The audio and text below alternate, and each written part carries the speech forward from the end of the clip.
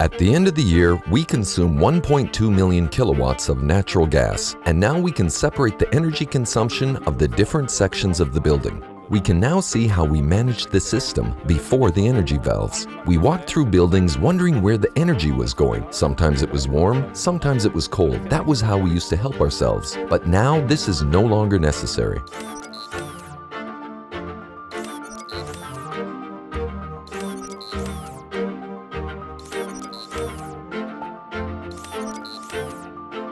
Permanent availability of building technology and energy is imperative for safe operation of a hospital.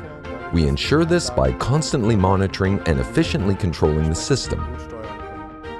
We have to make sure that the building sections, as well as the patients and people working there, are being kept warm or cool, and also supplied with healthy indoor air. In 2012, the HVAC technicians of the Ludmillenstift hospital in Meppen approached us that they had difficulties heating certain parts of the building properly. Some were not sufficiently heated, whereas others were overheated. First, the hospital tried to solve the problem itself by turning up the boiler temperatures. Our analysis revealed that a lot of water was pumped around, but it was not getting to where it was supposed to go. There were also problems with the ventilation systems, especially in the operating theaters. In our first analysis, we determined that no hydronic balancing had been conducted. The hospital's facilities have grown over the years, but the hydronic systems were not adapted. They hadn't been modernized at the same pace as the hospital. One of the biggest challenges was figuring out which volumetric flow we were dealing with. The pipes were dimensioned.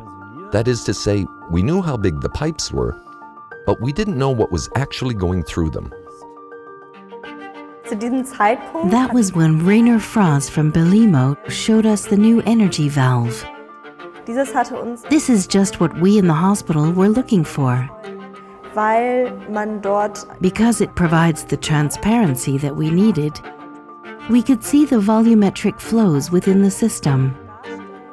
It has a BACnet IP interface, which meant we could easily integrate it right into our control system, and it even has an integrated thermal energy meter.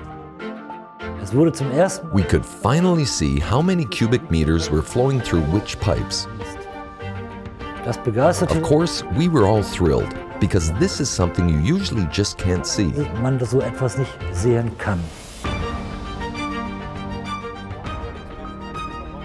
energy valve shows us where the energy is going, the heat, the cooling, the volumetric flow.